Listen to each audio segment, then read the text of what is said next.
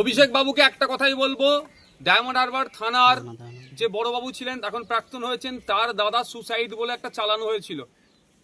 Doctor একটা diamond হারবারের suicide করেছিল ঠিক ভোটের সময়। সেই বিচারটা কত দূরে গিয়েছে? ওই সময় একজন মহিলা আইবি অফিসারের নাম উঠে আসছিল, তাকে কোন পিএসসি এর কার ঘনিষ্ঠ হওয়ার জন্য তার নামটা আড়াল করা হলো অভিষেক বাবুর কাছে, সেটা বলবো, সেটা আগে ডিসক্লোজ করুন। 14ই আগস্ট অর্থাৎ স্বাধীনতা দিবসের মধ্যরাতে যখন আরজি কর ইস্যুতে গোটা পশ্চিমবাংলা উত্তাল, মধ্যরাতের দখল নিয়েছিল নারীরা, ঠিক সে সময়ই ঘটে গেল আরেকটি খুনের ঘটনা। পূর্ব বর্ধমানের নান্দুরে জানা যাচ্ছে বছর 22-এর এক আদিবাসী তরুণীকে তার বাড়ির পাশ থেকেই মৃত অবস্থায় উদ্ধার করা হয়। গ্রামবাসীদের অভিযোগ তাকেও ধর্ষণ করে খুন করা হয়েছে। কিন্তু আশ্চর্যের কথা হলো, ঘটনার 3 দিন অতিক্রান্ত হওয়ার পরেও এখনও পর্যন্ত পুলিশ কাউকে গ্রেপ্তার করতে পারেনি। এদিন ইন্ডিয়ান সেকুলার ফ্রন্ট আইএসএফের চেয়ারম্যান বিধায়ক নওশাদ সিদ্দিকী, রাজ্য নেতৃত্ব লক্ষ্মীকান্ত হাঁসদা মহাশয় সহ অন্যান্যদেরকে নিয়ে একটি প্রতিনিধি দল মৃতের পরিবারের সঙ্গে দেখা করে কথা বলেন। ওই তরুণী কর্মসূত্রে ব্যাঙ্গালোরে থাকতেন বলে জানা গিয়েছে এবং পাশাপাশি তিনি বর্ধমান বিশ্ববিদ্যালয় থেকে ডিস্টেন্সে একটি কোর্সও কমপ্লিট করছিলেন। বিধায়ক নওশাদ সিদ্দিকী জানিয়েছেন, যেভাবে তড়িঘড়ি ময়নাতদন্ত করে শেষকৃত্য সম্পন্ন করা হয়েছে সেটাও যথেষ্ট সন্দেহজনক। দেখুন বিস্তারিত তিনি কি জানাচ্ছেন। এই গ্রামের মানুষজনের মুখের দিকে আমি তাকাচ্ছিলাম, কিভাবে আতঙ্কিত হয়ে আছে। কারণ এই গ্রাম শান্তশিষ্ট গ্রাম, খেটে খাই, সকালে উঠে মাঠে যাই, সন্ধ্যায় মাঠে ফিরে, যে যার কাজের দোকান আছে, যে যার ডে লেবার, যে যার কাজে ব্যস্ত থাকে।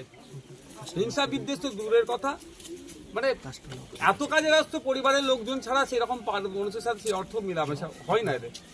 এবারে মেয়ে যে 12 তারিখে এসেছে, আর 14 তারিখে খুন হয়ে গেল। তার মানে আর যখন আসছিলাম কি আতঙ্কিত এরা। কেন আতঙ্কিত থাকবে? স্বাধীন দেশের স্বাধীন নাগরিক, 78তম আমরা স্বাধীনতা দিবস উদযাপন করলাম, আজকে নাগরিক আতঙ্কিত থাকবে কেন? আতঙ্ক মুক্ত করার দায়িত্ব তো সরকারের। দুর্ভাগ্যের বিষয়, যাদের প্রতি আমরা ভরসা রাখছি, আজকে ধরবো কালকে ধরবো করে করে প্রায় 72 ঘন্টা মতো পার হয়ে গেল, এখনো পর্যন্ত কিনারা করতে পারলো না। আমি আমার পক্ষ থেকে বলছি, আর একদিন দেখব, না হলে এটা এই পুলিশ কেন পারছে না, পুলিশের ঊর্ধ্বতন কর্তৃপক্ষের কাছে আমরা যাব, সেখানে জবাবদিহি করব। পরিবারের লোকজনের সাথে কথা হয়েছে, মা নিজের চোখে দেখেছে সর্বপ্রথম যে কিভাবে, মানে যখন লাশ অবস্থায় পড়ে আছে, তিনি তো কথা বলার মতো অবস্থায় নেই, তারপরও মাকে সাহস দিয়েছে। কারণ সাঁওতাল জাতি, আদিবাসী জাতি, বীরের জাতি, ভেঙে পড়লে হবে না, মাথা তুলে দাঁড়াতে হবে। মায়ের সাথে, বাপের সাথে আমিও সহমত, এলাকার মানুষের সাথে সহমত। কে করেছে আগে খুঁজে বার করতে হবে। মানে এত শান্তিপূর্ণ গ্রাম, এই গ্রামে তো অশান্তি কারোর সাথে কারো নাই। কে বাইরে থেকে এসে করছে বা কে করলো সেটা খুঁজে বার করতে হবে। এবং সাথে সাথে আমি এটা বলবো, মিডিয়ার মাধ্যমে এখানে ডিআইবির লোক আছে, তাদের বলবো এই গ্রামের নিরাপত্তাকে আরো বাড়াতে হবে, আশ্বস্ত করতে হবে। এই গ্রামের মানুষজনের মধ্যে যে আতঙ্কের একটা ভাব আসছে, সেটা কাটিয়ে তোলার দায়িত্ব প্রশাসনকে নিতে হবে। আমি গিয়েছিলাম যেখানে প্লেস অফ অকারেন্স, সেখানে গিয়েছিলাম, কিন্তু দেখলাম ওখানে একটা জাস্ট ঘেরা আছে, একটা মার্ক করা আছে, কিন্তু ওখানে প্রশাসনের কাউকে আমি দেখতে পেলাম না। কোনো একটা গরু এসে যদি ওখানে চড়ে, ছাগল এসে যদি ঢুকে যায়, তাহলে কি আর যে আপনার প্রমাণ পাওয়া দরকার, ওখান থেকে কালেক্ট করা দরকার, সেটা কি আর সম্ভব হবে? এই যে নেগলিজেন্সি, এটা কোনোভাবেই মেনে নেওয়া যায় না। গতকালকে আমার রাজ্যের মুখ্যমন্ত্রী আরজি করের এক আমার ডাক্তার বোনদের সাথে যে অন্যায় হচ্ছে, সেটা প্রতিবাদ জানিয়ে রাস্তায় নেমেছিলেন। আমি আশা করব রাজ্যের বিভিন্ন প্রান্তে, বিশেষ করে মফস্বল এলাকাতে, এই রিমোট এরিয়াতে যে ঘটনা ঘটছেন, মুখ্যমন্ত্রী এইগুলোকেও যাতে দ্রুত বিচার পায়। উনি তো ফাঁসির কথা গতকালকে বলেছেন। তো এক্ষেত্রেও আমাদের বোনের সাথে, এই এলাকার মেয়ের সাথে যে অন্যায় হয়েছে, উনি এইটা নিয়েও ফাঁসির দাবি তুলবেন এবং ফাঁসির ব্যবস্থা উনি করবেন, দায়িত্ব নিন। উনি তো বলছেন এটা বাংলাদেশ নয়, বাংলাদেশ করার প্ল্যান করা। দেখুন একটা কথা বলি, উনি ওনার মতো ডিফেন্স করার চেষ্টা করছে। আমি ওনাকে, উনি বিরোধী, আমার বিরোধী বলে ওনাকে আমি চাপে ফেলার চেষ্টা করছি না। ওনার দায়িত্বটাকে ওনাকে বোঝাতে চাইছি। ওনার দায়িত্ব হচ্ছে না, সরকারের দায়িত্ব হচ্ছে নাগরিককে নিরাপত্তা দেওয়া। নিরাপত্তা দিতে ব্যর্থ হচ্ছে বলে আজকে আমাদের এই দিন দেখতে হচ্ছে। উনি যদি পর্যাপ্ত পরিমাণে আমাদের নিরাপত্তা দেয়, তাহলে আমার বোনকে, আমার বাড়ির মেয়েকে এইরকম ভাবে খুন হতে হবে না, বা আমরা এরকম ভাবে গ্রামের মানুষজন দেখুন যারা আতঙ্কিত আছে আতঙ্কিত থাকবো না। উনি ব্যর্থ হয়েছেন, ব্যর্থতা ঢাকার জন্য আমাদের মতো বিরোধীদেরকে গায়ে চাপিয়ে দেওয়ার চেষ্টা করছে। উনি যদি না পারে উনি পদত্যাগ করুক না, অন্যদেরকে সুযোগ দিক না। উনি পদত্যাগও করছেন না, অন্যদের সুযোগ দিচ্ছেন না, আর মানুষকে নিরাপত্তা দিতে পারছেন না। আমি আপনাদের মাধ্যমে রাজ্য সরকার কেন্দ্র সরকারকে শুধু একটা স্মরণ করিয়ে দিতে চাই, 2014 সালের ভার্জিনিয়া খাকা কমিটির যে সুপারিশগুলো আছে, আদিবাসী সমাজের শিক্ষা, স্বাস্থ্য, কর্মসংস্থান, অর্থনীতির ওপরে যে আপনার হয়েছিল, আপনার যে কমিটি তৈরি হয়েছিল, ওদের কোন অবস্থায় আছে, যে সুপারিশগুলো ছিল সেগুলো দ্রুত বাস্তবায়ন করা হোক। আর এই মার্ডারটা STSC অ্যাট্রোসিটিজ অ্যাক্টের আন্ডারে নিয়ে আসা হোক। দাদা, এবার কলকাতা পুরসভার স্বাস্থ্য উপদেষ্টা পদ হারালেন শান্তনু সেন। 2022 সালে দাদা 5 জানুয়ারি থেকে ছিল। এটা ছাড়া আপনি পলিটিক্যাল দেখেন, আমি গাড়ির কাছে ওখানে গিয়ে দেবো। এই বিষয়ে কোনো কোশ্চেন থাকলে বলুন, আমি এখানে দিয়ে দিচ্ছি। আরজি করে ডাক্তার নার্সের যে বদলিটা, সেই বিষয়ে যখন শান্তনু সেন বলেছিল, তারপর শোভনদেব উনিও বলছেন যে এই জায়গাগুলো বারবার দলের নেতারা মানে কথাগুলো তুলে ধরছেন, অরিজিনাল কথাগুলো, সেখানে তারা দলের কোপের মধ্যে পড়ছেন, কি বলবেন? দেখো, আমি শুনলাম 43 জনকে নাকি বদলি করা হচ্ছে। যদি সত্যিকারের ওটা হয়ে থাকে, এটা ধিক্কার নিন্দা জানাচ্ছি, অবিলম্বে এটা প্রত্যাহার করা হোক। কারণ গতকাল কি তো রাজ্যের মাননীয় মুখ্যমন্ত্রী এই হত্যা বা ধর্ষণ যে ঘটনাগুলো ঘটিয়েছে এর বিরুদ্ধে তিনি ছিলেন। তো ডাক্তাররাও তো এর বিরুদ্ধে, এই ধরনের ঘটনা না ঘটে, যে ঘটিয়েছে তার ফাঁসি যেমন মুখ্যমন্ত্রী চাইছেন, ডক্টররাও চাইছেন বিচারক। তাহলে এই ধরনের বদলি কিসের? প্রতিহিংসা পরায়ণ হচ্ছে কাজ না।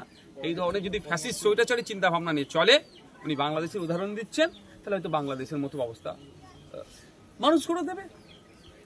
কাল এই আদিবাসী সমাজের একদল লোক থানায় বিক্ষোভ দেখাতে ছিল, তাদের 12 ঘন্টা টাইম দিয়েছিল, কিন্তু আমরা দেখছি এখন প্রায় 48 ঘন্টা হয়ে গেল, কিন্তু কোনো দোষী arrest অ্যারেস্ট হলো না। দেখুন, আমি কথা বললাম, আজকে নাকি থানার পক্ষ থেকে ভারপ্রাপ্ত যিনি আধিকারিক আছেন তিনি এসে আমাদের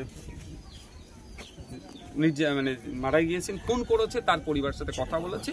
তিনি নাকি সাসপেক্টকে লোকেট করতে পারছে না, কিন্তু বলে চিহ্নিত করতে পেরেছে, কিন্তু কোথায় আছে সেটা লোকেশন এখন লোকেট করতে পারছে না। আর কিছু সময় টাইম চেয়েছে। কতটা টাইম দেবেন না দেবেন এটা পরিবারের সম্পূর্ণ ব্যাপার। আমি এনাদেরকে একটা কথা বলে গিয়েছি, আপনারা যদি চান পুলিশের এই ইনঅ্যাক্টিভিটির জন্য, ইনঅ্যাক্টিভ পুলিশ যেটা আছে, এটাকে সামনে রেখে আপনারা যদি চান আমাদেরকে সম্মতি দেন, আমরা সোমবারে কলকাতা হাইকোর্টে ফাইল করব। আরজি কর কাণ্ডে দেখা যাচ্ছেন তিনি নীরব, এই বিষয়টা কি মনে হচ্ছে যে তিনি কি এই বিষয়ে ক্ষুব্ধ না অন্য কোনো? অভিষেক বাবুকে একটা কথাই বলবো, ডায়মন্ড হারবার থানার যে বড় বাবু ছিলেন, এখন প্রাক্তন হয়েছেন, তার দাদা সুসাইড বলে একটা চালানো হয়েছিল। ডক্টর একটা ডায়মন্ড হারবারের সুসাইড করেছিল ঠিক ভোটের সময়। সেই বিচারটা কত দূরে গিয়েছে? ওই সময় একজন মহিলা আইবি অফিসারেরও নাম উঠে আসছিল, তাকে কোন PSC এর কার ঘনিষ্ঠ হওয়ার জন্য তার নামটা আড়াল করা হলো অভিষেক বাবুর কাছে, সেটা বলবো, সেটা আগে ডিসক্লোজ করুন।